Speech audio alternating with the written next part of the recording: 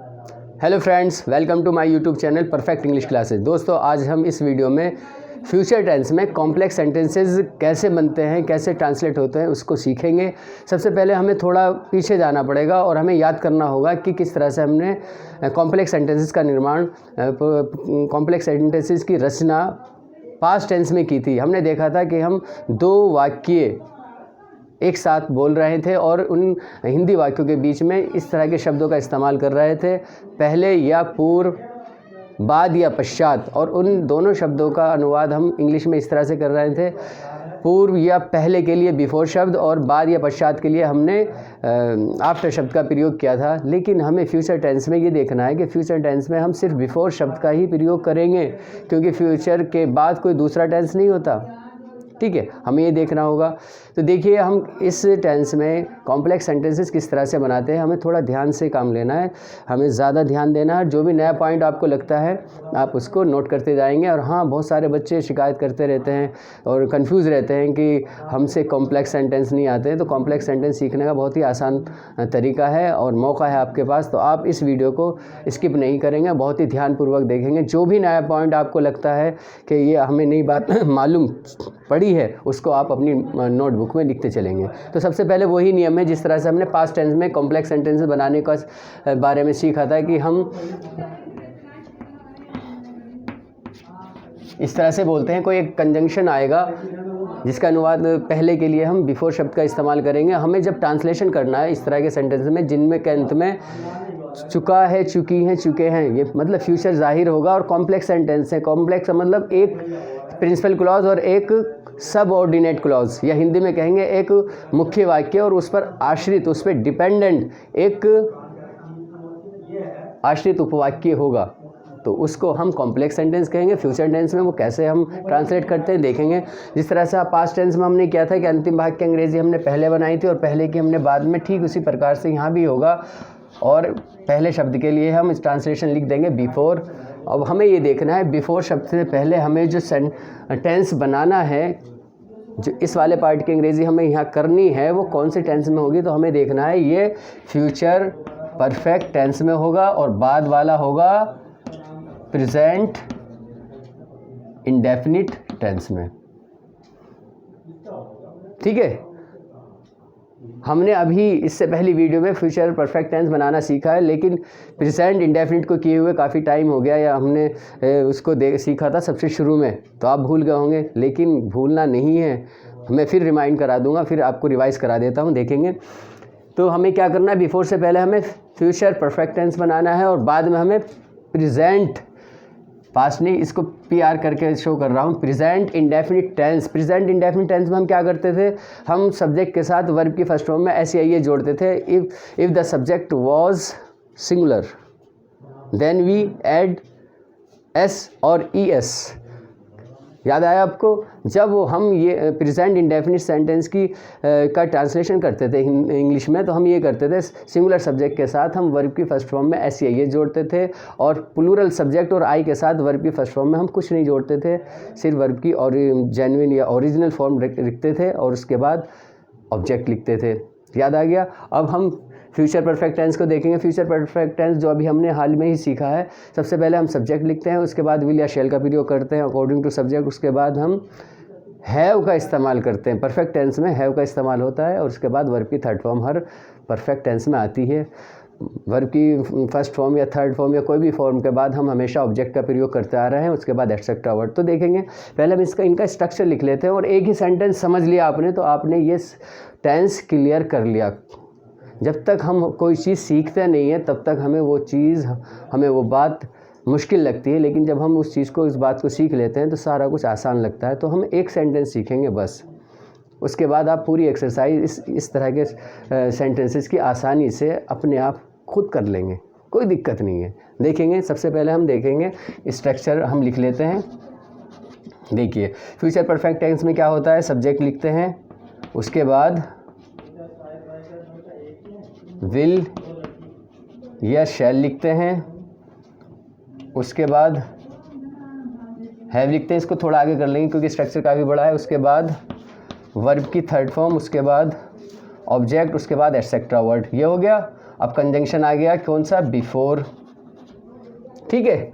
अब उसके बाद प्रेजेंट इंडेफिनिट का स्ट्रक्चर चलेगा, सब्जेक्ट लिखते हैं हम प्रेजेंट इंडेफिनिट में, उसके बाद वर्ब की फर्स्ट फॉर्म में एस या ई एस जोड़ते हैं जब हमारा सब्जेक्ट सिंगुलर होता है, आई, और प्लूरल के साथ हम से वर्ब की फर्स्ट फॉर्म लाते हैं, वर्ब की फर्स्ट फॉर्म के बाद ऑब्जेक्ट आता है, उसके बाद एटसेट्रा वर्ड, और आपका सेंटेंस पूरा हो जाता है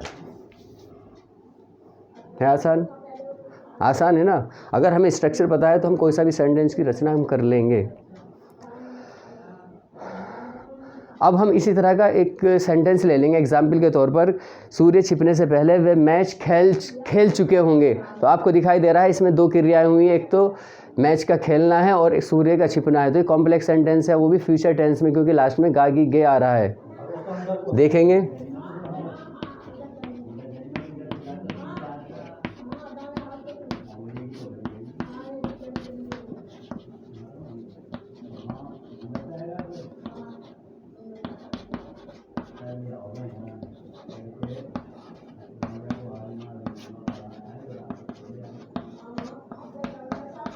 चुकेंगे या चुके होंगे एक ही बात होती है, ठीक है, कंफ्यूज नहीं होना है। सबसे पहले आप देखेंगे पहले शब्द का इस्तेमाल हो गया है इसमें, और इससे जाहिर हो रहा है एक वाक्य ये है, एक ये कॉम्प्लेक्स है, और गा गी गे की वजह से आपको पता चल गया कि ये फ्यूचर टेंस में है। फ्यूचर टेंस में कोई कॉम्प्लेक्स सेंटेंस है। कॉम्प्लेक्स सेंटेंस का बनाने का तरीका हम देख रहे हैं, अंतिम भाग की अंग्रेजी पहले बनानी है, पहले की बाद में बनानी है, बिफोर शब्द का यूज़ करना है, बिफोर से पहले फ्यूचर परफेक्ट टेंस आएगा और बाद में प्रेजेंट इंडेफिनिट आएगा। तो देखिए कितना आसान है। वे मैच खेल चुके होंगे, सब्जेक्ट हमारा क्या है, दे, उसके बाद क्या लाना है, विल, क्योंकि आई और वी के साथ तो हम शेल लाते हैं, दे विल, उसके बाद हमें क्या लिखना है, हैव, उसके बाद क्या करना है, वर्ब की थर्ड फॉर्म खेल, खेलने की क्या है, प्ले, थर्ड फॉर्म क्या है, प्लेड, क्या, द मैच। हो गया। इस अंतिम भाग की अंग्रेजी आपने पहले बना दी। अब ये पहले वाले भाग की अंग्रेजी हमें बाद में बनानी है, और ये कंजंक्शन जो है पहले शब्द के लिए हम बिफोर लिख देंगे। अब हमें स्ट्रक्चर क्या देखना है, बाद वाले का सब्जेक्ट प्लस वर्ब की फर्स्ट फॉर्म में एस आई एस। सबसे पहले हम सब्जेक्ट देखेंगे, सूर्य है हमारे यहाँ पर सब्जेक्ट, तो हम लिखेंगे द सन। छिपना, छिपना आया है वर्ड, तो छिपने की क्या है, सेट है। अब हमें उससे आगे बढ़ने से पहले देखेंगे हमारा सब्जेक्ट सिंगुलर है या प्लूरल है। सब्जेक्ट सिंगुलर ही है, सूर्य एक ही है, तो आप लिखेंगे सेट्स, और कुछ वर्ड है ही नहीं, इत्यादि कोई शब्द है ही नहीं, इंट्रांजिटिव वर्ब है तो ऑब्जेक्ट है ही नहीं इसमें। तो आप देखेंगे they will have played the match before the sun sets. इस तरह से आपने इस कॉम्प्लेक्स वाक्य की रचना आसानी से कर दी। अब अगर हम इसको निगेटिव कहेंगे या इसमें कोई प्रश्नवाचक शब्द लाएंगे इस हिंदी वाक्य में, या सेकंड टाइप इंट्रोगेटिव वाक्य की रचना करेंगे, तो हमने पास्ट के कॉम्प्लेक्स सेंटेंसेस में भी ये आपको बताया था कि जब भी हम कॉम्प्लेक्स सेंटेंसेस में नकारात्मक, जिसको हम निगेटिव बोलते हैं, या प्रश्नवाचक जिसको हम इंट्रोगेटिव, दोनों इंट्रोगेटिव वाक्य की रचना करते हैं, तो इंट्रोगेटिव या नकारात्मक वाक्य की रचना अंग्रेजी वाक्य के प्रथम भाग में करते हैं। प्रथम भाग का मतलब ये वाले पोर्शन में हम इंट्रोगेटिव या निगेटिव करेंगे। अगर हमें ये कहना है सूर्य छिपने से पहले वे मैच नहीं खेल चुकेंगे, तो यही तो आएगा ना, सीधी सीधी बात है। और आपको नोट कहाँ लगाना है, दे विल या शैल के बाद हमें नोट लगाना है। अगर हमें कह रहा है वे सूर्य छिपने से पहले वे मैच नहीं खेल चुके होंगे, तो आपको विल या शैल के बाद नोट लगाना है, बाकी सेंटेंस वैसे ही रहेगा, दे विल नॉट हैव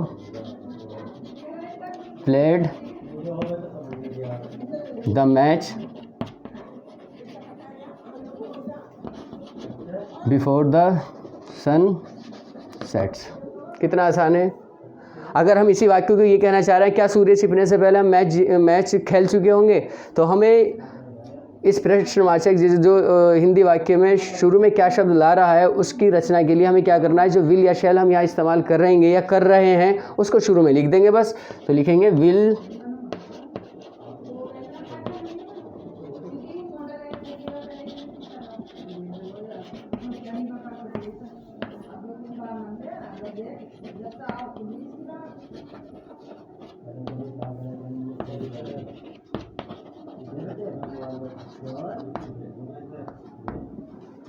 इसका अनुवाद ये हो गया, क्या सूर्य छिपने से पहले वे मैच खेल चुके होंगे या खेल चुकेंगे।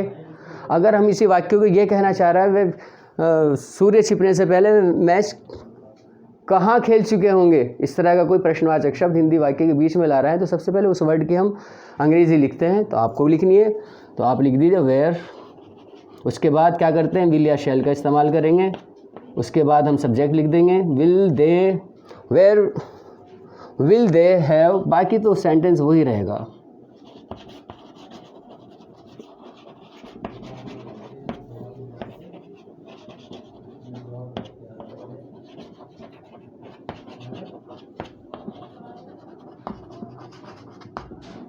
क्वेश्चन मार्क लगा देंगे। इसका अनुवाद ये हो गया कि वे सूर्य छिपने से पहले मैच कहाँ खेल चुकेंगे या कहाँ खेलेंगे, इस तरह का इसका अनुवाद हो गया। तो इस तरह से हमने इस स्ट्रक्चर से affirmative, negative, first type interrogative और सेकंड टाइप इंट्रोगेटिव वाक्य की रचना आसानी से कर ली है। एक बार और आपको मैं याद दिला देता हूँ, जब हम फ्यूचर टेंस में इस तरह के वाक्य बोलेंगे जिसमें दो काम हुए होंगे और इस काल के वाक्य में सिर्फ पहले या पूर्व शब्द का ही इस्तेमाल होगा, पश्चात या बाद शब्द का इस्तेमाल नहीं होगा, क्योंकि फ्यूचर के बाद कोई टेंस नहीं है।